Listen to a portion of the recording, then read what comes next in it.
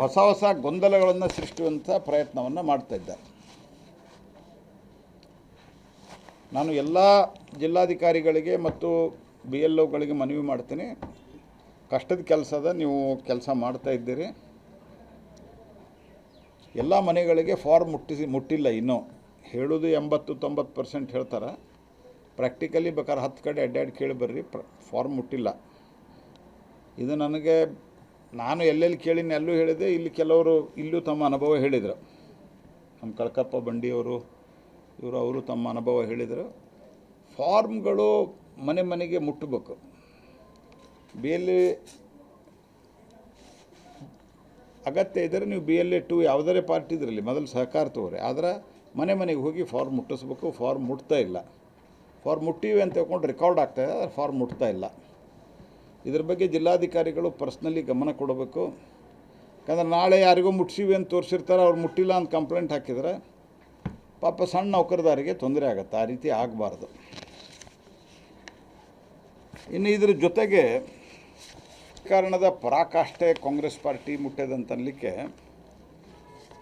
ಈಗ permanent residence certificate ಅಂತ ಕೊಡ್ತೀವಿ ಅಂತ ಹೇಳ್ಯಾರ. ಪರ್ಮನೆಂಟ್ ರೆಸಿಡೆನ್ಸ್ ಸರ್ಟಿಫಿಕೇಟ್ ಅನ್ನೋದು ಬಹುತೇಕವಾಗಿ ಎಲ್ಲೂ ಇಲ್ಲ. ಶಾಶ್ವತ ನಿವಾಸ ಪ್ರಮಾಣ ಪತ್ರ, ಪರ್ಮನೆಂಟ್ ರೆಸಿಡೆನ್ಷಿಯಲ್ ಸರ್ಟಿಫಿಕೇಟ್, PRC. ಮೊದಲ ಒಂದಿತ್ತು ರೆಸಿಡೆನ್ಷಿಯಲ್ ಸರ್ಟಿಫಿಕೇಟ್ ಇತ್ತು, ಇಲ್ಲ ಡೊಮಿಸೈಲ್ ಸರ್ಟಿಫಿಕೇಟ್ ಇತ್ತು. ಅದು ಇದಕ್ಕೆ mainly for the education purpose. ಅದನ್ನು ಕೊಡಬೇಕಾದರೂ ಸಹಿತ 2026 ಈಗೇನು ಮಾರ್ಗಸೂಚಿ ಹೊರಡಿಸಿದ್ದಾರೆ, ಇವತ್ತು ನಿನ್ನೆ ಬಂದದ. ಅದಕ್ಕಿಂತ ಮೊದಲೇನಿತ್ತು Aadhaar card, voter ID, ration card, house tax or property tax, property ownership papers, birth certificate, school leaving certificate, residential proof, ಅದರಾಗ electricity, water bill, rental agreement, father domicile certificate for the minors in many cases. ಇದು ಇತ್ತು. ಈಗೇನು ಮಾಡ್ಯಾರ, ಇವೆಲ್ಲ ಇಟ್ಟಾರೆ. ಇವನು government database ಅಂದರೆ ಕುಟುಂಬ, educational database, electoral roles ಇವನು ಮಾಡ್ಬೋದು. ಇದು ಆ್ಯಡೆಡ್. ಇದು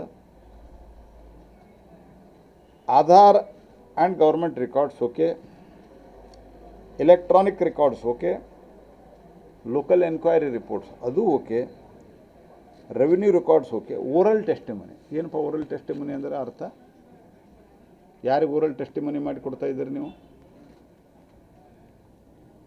any other reliable evidence establishing Karnataka as a applicant's principal and permanent place of residence. Any other reliable evidence. ಯಾರು ಹೇಳೋರು ಇದು ರಿಲಯಬಲ್ ಹೌದಲ್ಲ ಅಂತ? ಆಮೇಲೆ ಓಲ್ಡ್ ಟೆಸ್ಟಿಮನಿ ಅಫಿಡೇವಿಟ್ ಕೊಟ್ಟರೆ ಪರ್ಮನೆಂಟ್ ರೆಸಿಡೆಂಟ್ ಅಂತ. ಆಮೇಲೆ ಓರಲ್ ಟೆಸ್ಟಿಮನಿ ಅಂತಂದರೆ ಒಂದು ಅಫಿಡೇವಿಟ್ ಕೊಡ್ಬೋದು, ಅಥವಾ ಇವರು ಓರಲ್ ಟೆಸ್ಟಿಮನಿ. ಅಪ್ಪ ನಾವು ನೋಡಿದ್ವಿ, ಅವ ಇಲ್ಲಿದ್ದಾನೆ. What is this nonsense?